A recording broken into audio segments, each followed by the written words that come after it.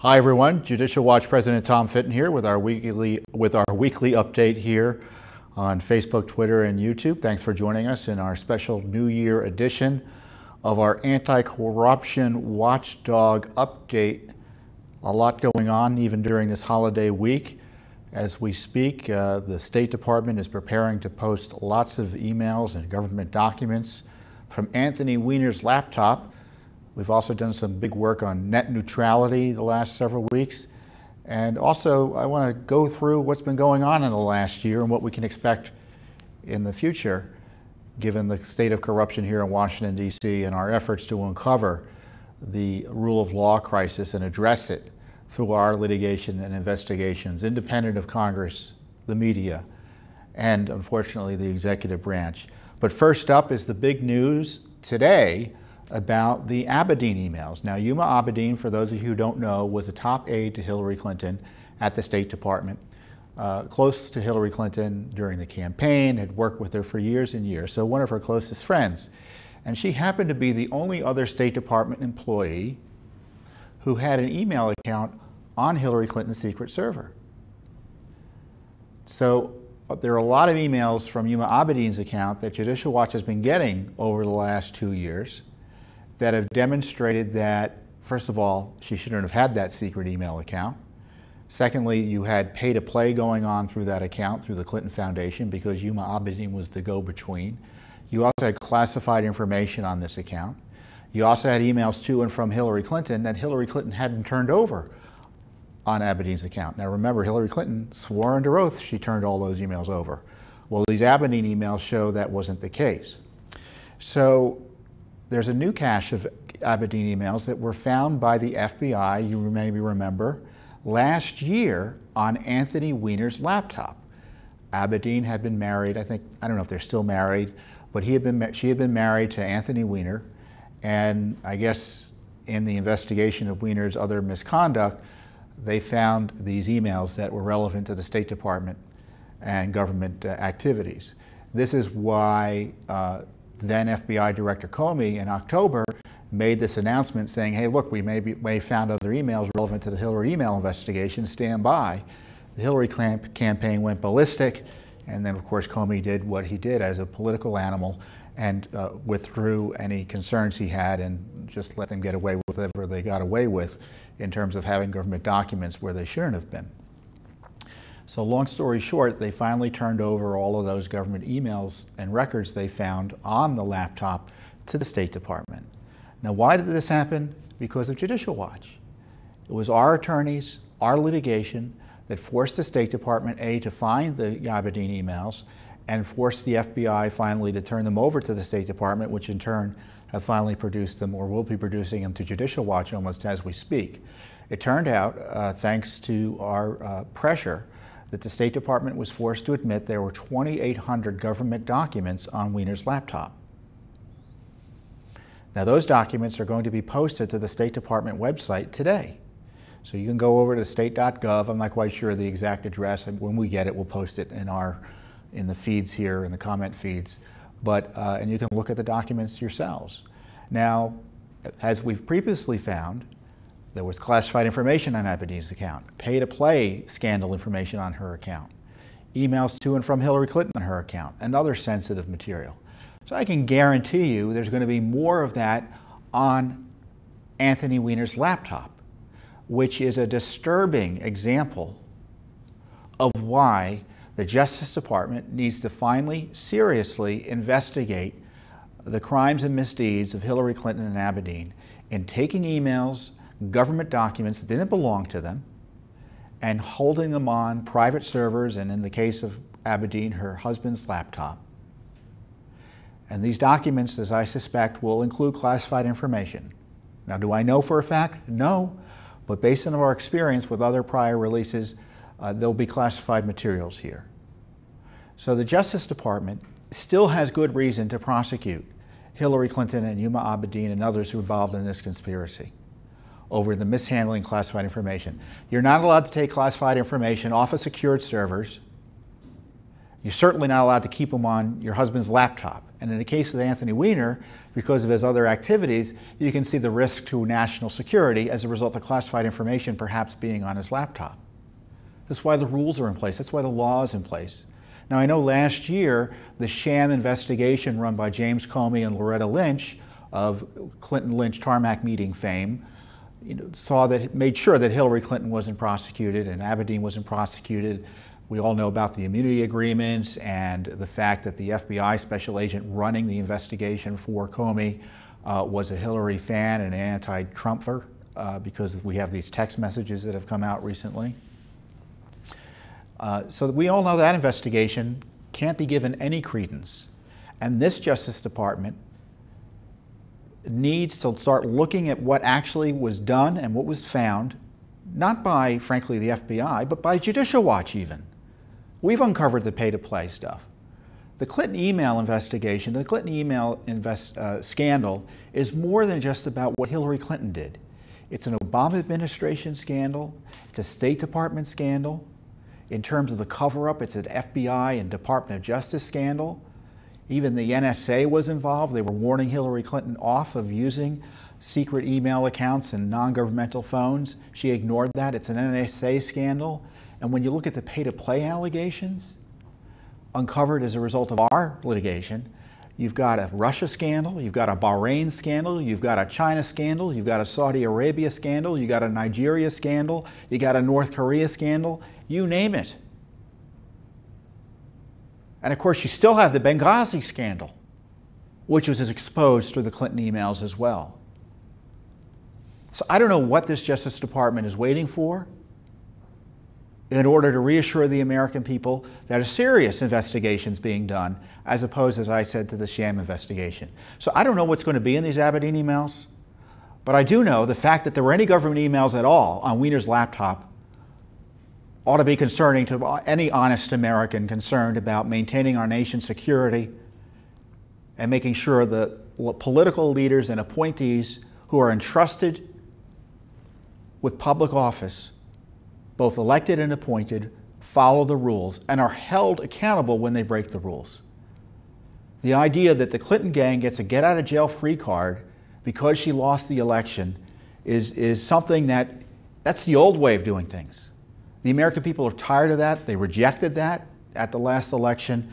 And if President Trump's appointees don't get that, he needs other appointees. So that's my view on it. In the meantime, we're going to keep on fighting for these records. We're still getting and waiting for Hillary Clinton emails, believe it or not. Yes, we don't have all of Clinton's emails yet. And we are still fighting this State Department, this Justice Department, and this FBI and other government agencies for accountability on that Clinton email scandal. So it's exceedingly frustrating. But on the other hand, if it weren't for Judicial Watch, we wouldn't know any of it. So I'm proud of our work, and you should be proud of our work too, to the degree you support it and have been with us for years. Because no one would be doing this but for Judicial Watch. Justice Department would have zero pressure to do the right thing but for Judicial Watch. So we're going to keep on that. We're going to keep it up. So there'll be news about the Abedin emails on Weiner's laptop this weekend, and we should push hard on getting accountability over the misconduct that is evident in the presence of government emails on Abedin's and Weiner's laptop. So with that being said, there's a lot to talk about in terms of what's gone on in the last year. So this is the year in review, I guess. What I thought about this. What I think is remarkable about 2017 is how much it was like 2016.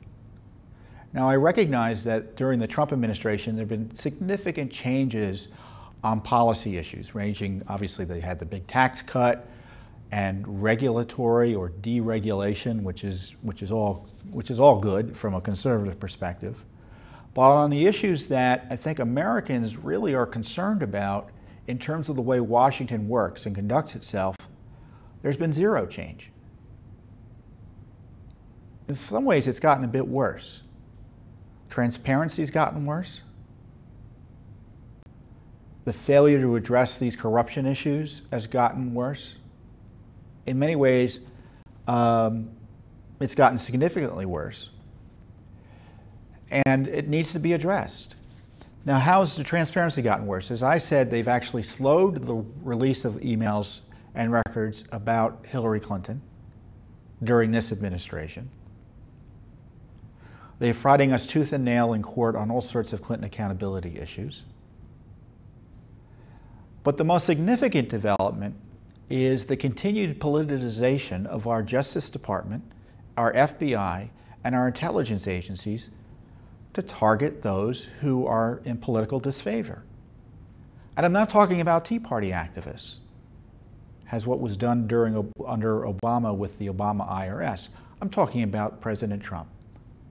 Yes, he's in political disfavor for the establishment and the deep state, and it began during the Obama administration, and it's continuing today. He's being targeted for either prosecution or removal from office, utilizing improperly our security apparatus in terms of counterintelligence, and the FBI and the Justice Department to try to bring him down. We saw the spying and the unmasking during the Obama administration, and we saw the machinations of James Comey, the former FBI director, who illicitly leaked information in order to get his buddy Robert Mueller appointed as special counsel to investigate what, we're still not sure. And this continues to this day. And the president was just quoted this week as saying he thinks Mr. Mueller is going to treat him fairly. He says there's no collusion, which is right. There's no evidence there was any improper collusion or even improper collusion between the campaign and the Russians. There is evidence there was collusion between Hillary Clinton and the Russians. Of course, that's not being investigated. So to me, this is a serious threat to our constitutional republic. And it's not about whether you like President Trump or not, or agree or disagree with his policies. You know, no one is above the law, and that's Judicial Watch's motto, because no one's above the law. The inverse of that is no one is below the protection of the law. And we don't say, well, we don't like that guy, so we're just going to appoint a prosecutor to figure out if he did anything wrong. That's what they do in the Soviet Union, or did in the Soviet Union, and probably still do in Russia. You target a man, and then you find the crime, as opposed to having evidence of a crime and then trying to figure out who's responsible. So there's a real crisis, and it continues. And the administration and the president, and metaphorically speaking, can click his heels 3 times and bring it all to an end. He obviously can remove Mueller, which will have its own ramifications. But as importantly, he can order the release of information about what's gone on. The unmaskings, the dossier, the targeting of Flynn, Mueller's cover-up of the FBI special agent on his staff who was sending these anti-Trump messages. The idea that Andrew Weissman, the number 2 of Mueller's operation, what was he up to? Because he was an anti-Trumper too, it looks like. Certainly he was a supporter of Hillary Clinton. So all this information, and Judicial Watch has sued, by my count, I went and counted just the other day, we have at least 25 federal Freedom of Information Act lawsuits trying to get information about the corruption of the FBI and Justice Department during the Clinton investigation and during the Trump investigation, and how the Mueller operation is being run. And I can guarantee you, there's no one else in Washington doing that sort of heavy lifting. Congress is, thank God, Congressman Nunes, the head of the Intelligence Committee in the House, he's trying to bring pressure to bear. But he's not getting sufficient support from House leadership. Senator Grassley in the Senate is trying to do some good work there too. But no one is in court the way Judicial Watch is. I mean, we're the ones who uncovered the fact that Andrew Weissman, the number 2 at Mueller's operation, was sending an email to Sally Yates, the Obama holdover who was acting Attorney General, who thwarted unbelievably, illegally, and unethically President Trump's initial travel bans. And what did Weissman do? He sent an email saying how much he was in awe of her for doing that. This guy's number 2? Why isn't he recused? It's funny, Jeff Sessions has to recuse himself, but you can do whatever you want in terms of supporting Hillary Clinton. You don't have to recuse yourself from the Justice Department as long as you're targeting Donald Trump. So that's the story of 2017. This hijacking of our law enforcement agencies in the effort to get Trump. And we need some serious investigations of the misconduct involved there. We need a special counsel for the special counsel, as I half-jokingly say.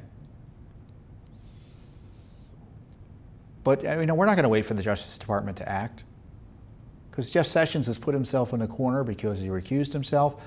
Rod Rosenstein is either complicit or oblivious to the mess he's made and the lawlessness he tolerates out of Mueller's operation. And this is why you need independent groups like Judicial Watch to do this key work. So what can we look for in 2018? Well, are we going to find out what went on with the dossier? Were there payments? Are we going to find out about the unmaskings, which could be in the hundreds? Unmaskings being they're monitoring foreign nationals without warrants. They don't need warrants to monitor foreign nationals' intelligence gathering. And if Americans are caught up or heard, talked about, or they're being talked with, certain individuals can unmask that information because it helps them figure out whether the intelligence is useful or not. Well, the request for unmaskings went through the roof, and it looked like it was because they were trying to figure out how it is they could spy on the Trump team. And that's what they were doing with the unmaskings. This is what the Obama gang was doing. So we're going to find out information about that. We're going to find out information about the dossier, the Hillary Clinton paid for dossier. Is Hillary Clinton going to be investigated for her Russia collusion? Remember, that dossier was created with campaign funds of Hillary Clinton and the Democratic National Committee, and they went and talked to Russian intelligence, supposedly. So Hillary Clinton pays money to someone to go collaborate with Russian intelligence to get dirt on Donald Trump, and Trump is the one investigated for collusion? By all standards, she needs a special counsel, assuming we're going to have one investigating Russia collusion. So that's going to be the test in 2018. And there's going to be then the transparency test. I've told the White House time and time again, both publicly and privately here and again, that they need to have a transparency approach to governance. I call it extreme transparency. The president talks about extreme vetting. How about extreme transparency? Expose what went on during the Obama years, and expose what's going on now with the deep state. So those are opportunities for accountability, and it would be a great way to drain the swamp. And plus, all we're asking for is the law be followed, because we're asking for these records, as I point out, in federal court. Just follow the law, release the records. The president needs to exercise his ability to do that, because I don't think the agencies are going to do it on their own. So, when we've been talking about, there's some good news this week, and this is really a credit to those of you who are Judicial Watch supporters, because we've been talking about the concerns we've had about the Mueller investigation. I've talked about it being unconstitutional, out of control, compromised, irredeemably so, by the partisanship and bias I've demonstrated. And it's gaining traction, gaining so much traction that our not so friendly Washington Post did a big story on our work here at Judicial Watch, and it ran on Christmas Day. And the headline is, and I'll show you the picture, well, actually there is no picture. It's a picture, no longer a lonely battle, how the campaign against the Mueller probe has taken hold. And that's no longer a lonely battle, that's a quote I gave to the reporter, saying it felt like, at least here in Washington, D.C., it was a lonely battle highlighting the deficiencies in the Mueller operation and criticizing it and calling on it to be shut down.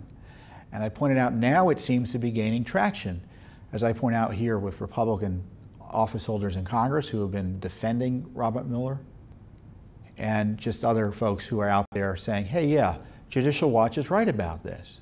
So there was this lengthy Washington Post story, you know, and they're trying to weave the idea that there's a right-wing conspiracy against Mueller, as opposed to we're getting information that calls the conduct of Mueller into account, that Mueller's responsible for this concern about his conduct. But it's a recognition we're winning. So I encourage you to look at the story. It's a credit, obviously, to Judicial Watch, but our supporters that allow us to do this work.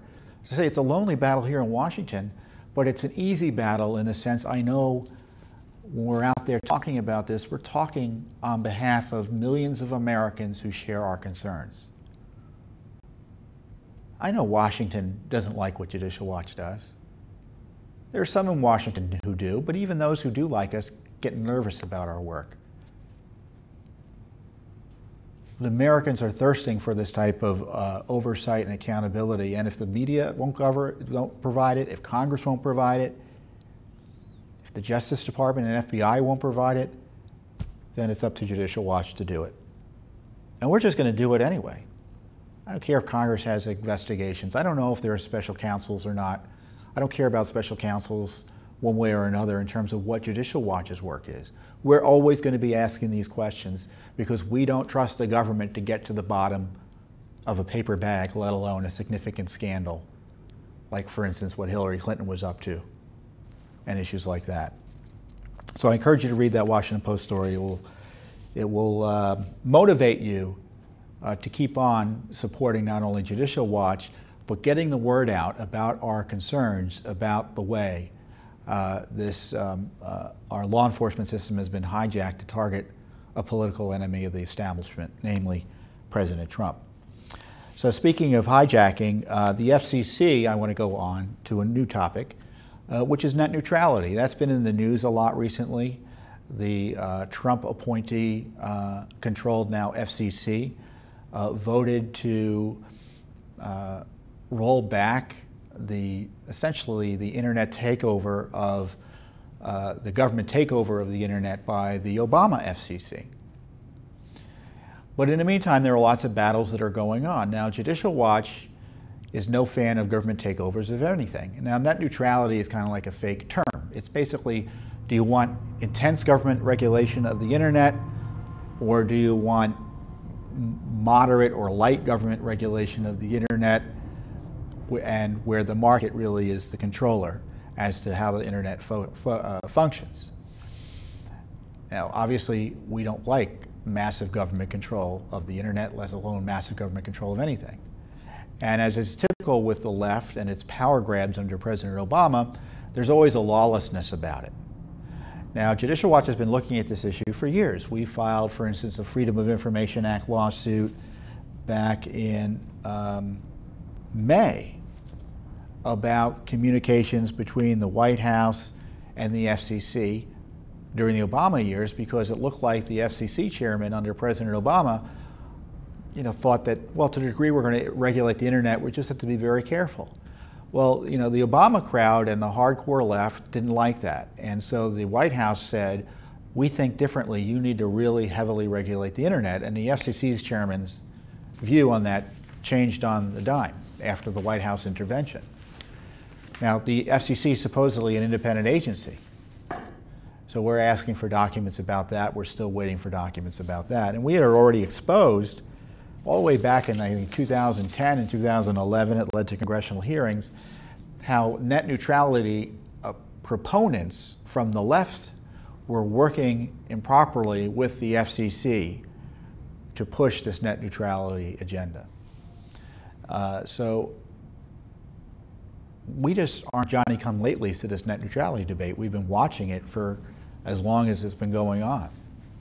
And not only that, but we filed a friend of the court brief, which is an amicus brief, with our friends at the Allied Educational Foundation, which is a group that is interested in constitutional governance like Judicial Watch is, asking the Supreme Court to take up a challenge, or supporting the Supreme Court, a move by someone challenging the FCC takeover of the internet, to take up a challenge to what went on during the Obama administration. And the question now before the Supreme Court is, okay, now we had the Obama administration tried to take over the internet. The Trump administration throttled that back. The question is, do we have laws that make sure the FCC just can't take over the internet based on administrative fiat? Do we want government agencies to take over the internet simply because there's a different president, or to be able to take over the internet with a change in presidents? Or if something like that's going to happen, however inimical it is to freedom, that it happened through the legislative process, you know, the constitutional process we have for regulating significant swaths of the economy. You know, Obamacare, for all of its terribleness, at least there was a law that was passed initially and signed by the president. And then the mess was created. But that isn't happening with net neutrality. The left wants to be able to take over the internet through administrative agencies just changing the rules. And obviously we don't believe that should be the case, and that the Supreme Court should take up this case and make it clear that if the FCC wants to come in and be the big brother on the internet, they have to have a lawful way for doing that, meaning authorized by Congress with a law signed by the President of the United States.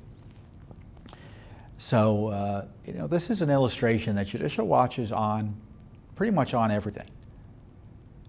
You know, if there's a government corruption story of note that you've read about, you can bet that Judicial Watch is either monitoring it, we've done a Freedom of Information Act request on it, or maybe even taking court action on it.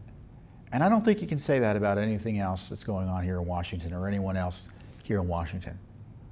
There's no one monitoring government activity and malactivity the way Judicial Watch is. So it's been a great year. I thank you for all your support, and I hope you have a tremendous new year.